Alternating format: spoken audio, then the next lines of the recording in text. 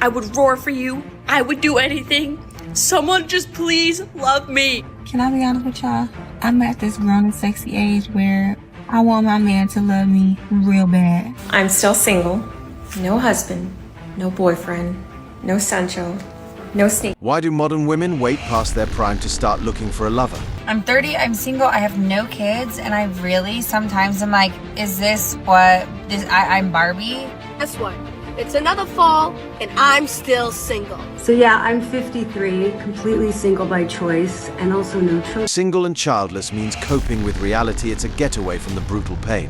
Kindly subscribe to the channel, as it is our sole form of support. Thank you. He's so nice, and he's the guy that I should want.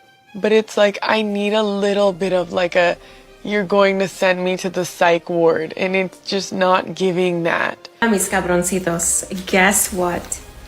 I'm still single. No husband. No boyfriend. No Sancho. No sneaky link. Not even a girlfriend. I will meow for you. I would bark for you. I would oink for you. I would bleat for you. I would honk for you. I would glub glub for you. I would caw caw for you. I would roar for you. I would do anything. Someone just please love me. Please. This is what happens when men stand firm and hold the line. Reality has hit this woman hard, and now she's out here expressing sentiments she probably never considered back in her prime. It sounds like she wants to be submissive to a man now, right? Funny how that wasn't on the table when she was at her peak. But now that the load's too heavy for her to carry on her own, it's basically a cry for help. You can hear the desperation in her voice. The power she once had, it's fading. And now she's realizing that men aren't willing to settle for less anymore. No more bending over backwards, no more being second choice. Congratulations for snapping back to reality, lady, but it's too late. Guess what? It's another fall, and I'm still single. You want to know why? Because you won't stop playing games. But I want to go apple picking. I want to cop pumpkins. I want to drink apple cider with you while we watch a movie. But we can't because you won't get your act together. Right? So maybe, just maybe, you can get it together and we could do something. Right? Right. Tell me that your husband doesn't love you anymore without actually telling me your husband doesn't love you anymore. I'll go first. So last night, my husband and I were laying in bed, and I asked him, I said, do you think that when we die, we're going to still be married in heaven? Like, do you think there's marriages in heaven? And do you think that we're going to be married when we die and go to heaven? And he said, I don't know. So I don't really see how this proves your husband doesn't love you anymore just because he said he doesn't know. That's a really tough question to answer, you know? Last I checked, it depends on the person's faith and where they're at emotionally. But instead of putting him on blast and making a video about it, how about actually talking to your husband? Maybe have a real conversation before assuming the worst. Be honest. Okay, please don't tell the new age feminists this, but I would 100% rather stay home, cook and clean. 100% rather do that, okay? I love to cook and I love to clean and organize. Feminist, shh, I know, okay? I love to cook good food and I love to clean and I love to do it for my man. Truly, I do. However, if that's expected outside of marriage, hard pass. It actually sounds like you're taking care of a child. But the look on a man's face, would you cook for him, clean for him, do anything to please him? That's what it's all about. Having him admire you with his blissfully happy eyes. It melts your heart. There's just something in me as a woman that makes me feel like this whole trad wife living isn't such a terrible thing. Why did we actually want to work?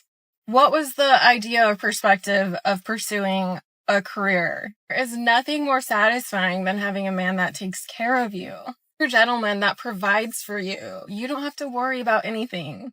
If you do that, I'll cook and clean all day. Why would I complain? I'll make you an incredible 5-course meal if it means I can stay at home. We fight for again as women because I'd much rather be exhausted from cooking and cleaning for my family than be exhausted as a career-driven woman working a job I don't like. Well, hate me all you want, but I'd 100% rather stay home and be provided for by my man and take care of him in return. Many women today aspire to be stay-at-home mothers, but there's this constant pressure to prove something. Society has drilled into them that success means having a career and being independent. So they feel they have to show the world they can be strong and self-sufficient without relying on a man. But what's the real cost of that? They end up focusing so much on work and career that they neglect what they might truly want, like being home with their kids. And now, they're facing the consequences of those decisions. They're starting to notice that men aren't as interested in them anymore. It's almost like guys would rather be alone than deal with the pressure that comes from women who are so focused on proving their independence. It's a tough situation. Let's read the comments. It's my dream. I want to be a stay-at-home wife and mum, clean my home and cook. Unfortunately, it's not in the cards for me. Nothing more satisfying than a man who takes care of you. A man can only hope to find a woman who does this just for the look on his face, rather than trying to get a rise out of him or some other Dulu-ish. I've had 6 BBLs, 5 boob jobs, a tummy tuck, a gastric sleeve, 6 rounds of liposuction. And are you done?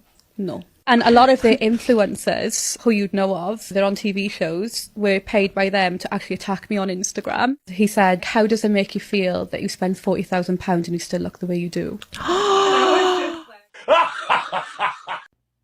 This comment is really funny because I very much doubt that. Because first of all, I'm hot. Secondly, y'all are so desperate. I will have men in my DMs when I'm 80. My grandma, my great-grandma, she had like 4 boyfriends. 4 or 5 boyfriends before she died, and no one knew. Like, none of her boyfriends knew about each other. And they all showed up at her funeral. And I have her genes. So, I'm not worried. I'm not too worried. This woman is clearly delusional. Calling herself hot. That's quite a stretch. If she really were, she wouldn't be struggling to get a man to take her seriously. Instead, it seems like she's just trying to attract the kind of commitment she claims to want, but can't seem to find. I'm guessing her plan is to follow in her grandma's footsteps, having 4 boyfriends and no husband. It's as if she's more interested in playing the field than actually settling down. And you know what that explains? Why no serious man wants to stick around. She can talk a big game all she wants, but actions speak louder than words. It looks like she's setting herself up for a life of chasing attention without ever finding real commitment. I'm done with Hinge and I'm trying to meet somebody in real life. So on today's episode, I'm actually meeting up with a friend for a drink, but she's not ready yet. So I am ready. Look, put on a little cute outfit. I'm going to go to the bar. I'm going to sit at the bar. I brought my Kindle and I'm going to read and I'm going to work on maintaining eye contact. If I see someone cute, maybe do a little, I'm not going to have my RBF out. That's going to be put away. We'll see if anyone's cute there. Maybe, oh, there's a man fully getting out of his car and watching me film this to myself. Maybe he's my husband. Probably not. No, he's not, but we're going to go anyway. Okay, boys. I'm a single 30-year-old woman. I do my own yard work. I pay my own bills. I pay my own taxes. I keep my dog alive, wherever he is. What am I doing wrong? Look, ma'am, you're not doing anything wrong, but let's be clear, everything you just listed. Those are the basic responsibilities of being an adult. There's nothing special about paying your own bills or handling your taxes. We all do that. It's not impressive, it's expected. A man couldn't care less about those basics because that's just life. The real question is, what value are you bringing into a man's life beyond the basics? Are you offering emotional support, understanding, companionship? Are you someone who can help him grow? Are you bringing peace, positivity, and encouragement into his world? Because if you're not doing any of these things, you're not qualified to be in his world.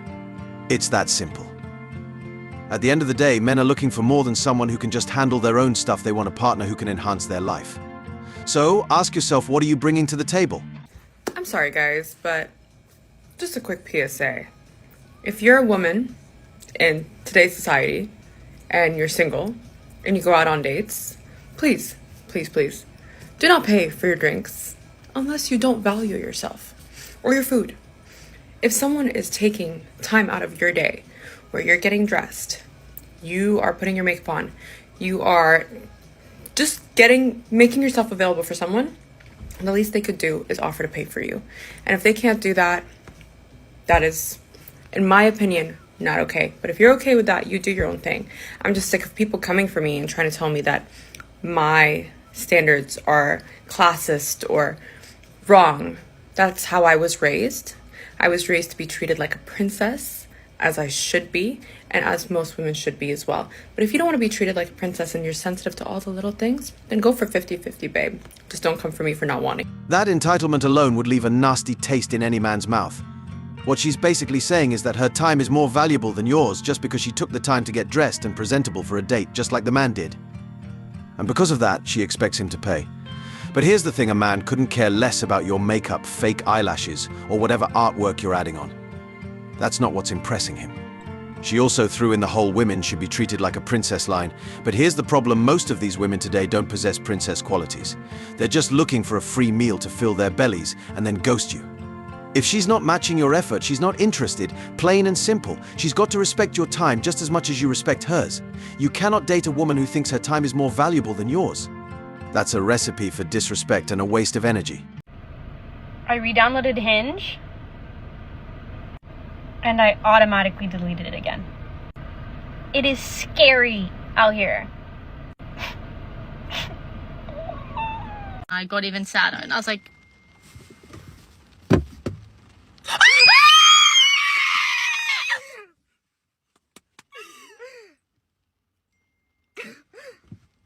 This is actually sad. This woman had to wait 2 whole weeks for a text from a guy who clearly couldn't care less about her. And you know what? These are the exact types of women who choose the players over the good guys every single time. Then, when the players discard them, suddenly they're looking for the good guys to pick up the pieces. It's the same cycle, over and over. But the good guys, they see right through it. You can't chase after the bad boys, get burned, and then expect a good man to come swoop in when you're down. It doesn't work like that. Actions have consequences, and sometimes it's a hard lesson to learn. Get ready with me to go and find a boyfriend. Today I'm going to the bars in Santa Monica. The apps have been so scary recently, so it's time that we go and try to find boys in the wild. I used to have this rule where every single time I went to a bar, I had to approach at least one guy before the end of the night. And it could literally be anything: buying them a shot, asking them for their phone number, even if it's in a friendly way. I just had to approach one guy. I can be kind of shy, but I feel like it really helped me to get out of my comfort zone and honestly just feel way more confident. I don't really do that anymore because I feel like every time I go out, all the guys that I think are really hot are in big groups, and there is nothing in the world that's more intimidating than walking up alone to a big group of guys. But shit, maybe today's the day. My friend's fiance is actually DJing at one of the bars, so I'm so excited to see them. And I feel like he has hot friends, so fingers crossed. Oh my god, I'm such a dumb bitch. I just realized I never finished this get ready with me because as I was about to finish up the look, James FaceTimed me and then I was rushing out the door, totally forgot, but this is the final look. Let's go find a boyfriend. So I'm single and childless. Yesterday at work, somebody was talking about dating and I was just like, yeah, I gave up on that one time ago.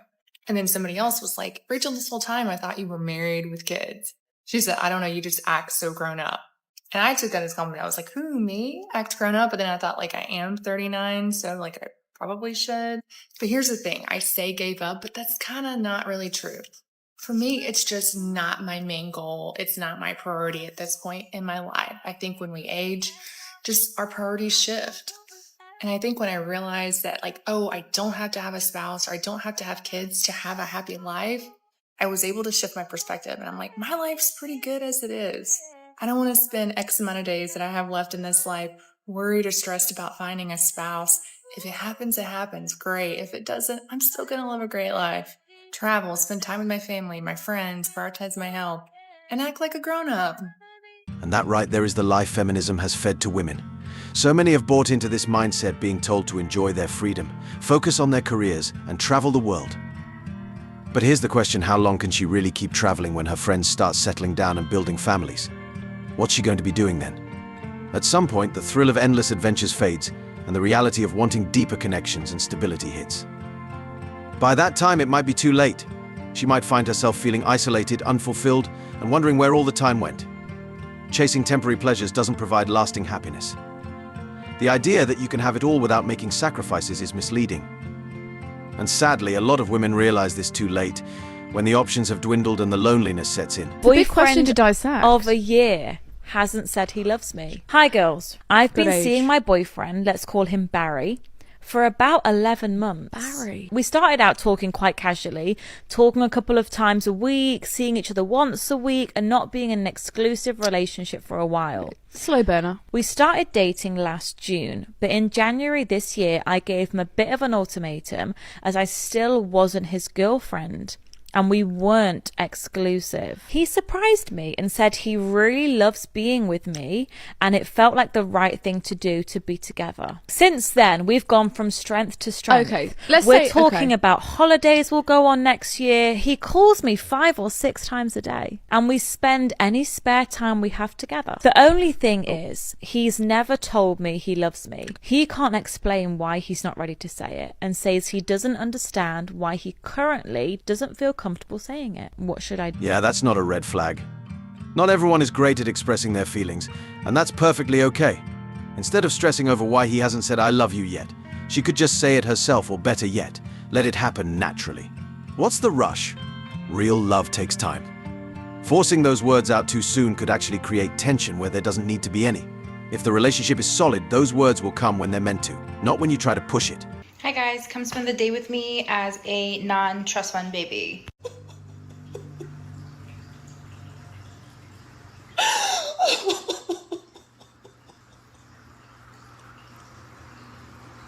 Ouch! Welcome to a series that I like to call Dating Apps. I'm going to go find a man in real life. So today I decided to go to a bar in West Village for a happy hour. I don't really like alcohol too much, but I figured that this might be where some young working professionals might hang out after work. I went to this bar called Mace, and I was the first person there for their happy hour, which was okay with me because it was my day off, so I had nothing to do. I got a drink and I tried it, and it was pretty, well, it tasted like alcohol. And then I read my book and got some fries, and honestly, there was nobody really there besides some old men and some other women. So I left and I went to the park. Spent like 30 minutes or so here just relaxing. There were no cute men, only cute dogs. And then I decided, fuck this, I'm just going to go to a bookstore because I've been wanting to get back into reading as my hobby. And I found some really good books, so I was super excited. No men here either. But I decided once a week, I'm just going to go try to put myself in a place where I could potentially meet somebody. I live in New York, so there's actually a lot of places to go. So follow along if you want to see my journey.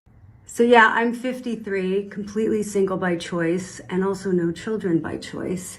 Love my life, have incredible friends, and travel is the secret to my happiness. I do not wait around for some man to show up to travel with me or to explore places with me. I do it on my own and have so much fun, and usually take friends with me, meet friends wherever I go. It's the secret to my personal happiness. So if you're out there whining and complaining that you can't find a guy and your life is not worth living, then you better knock it off and rethink the way you're living your life, because you got one shot, babies. So have fun and enjoy it while you can, single or not. For all these women who claim they're single by choice, there's one thing they all seem to have in common: they love to travel, and yet they just can't seem to get men out of their heads. I'm not sure what this woman's goal is, but it almost feels like she's on a mission to recruit other women to join her in this misery she's trying to pass off as fun. It's like, come be single and pretend we're living our best lives.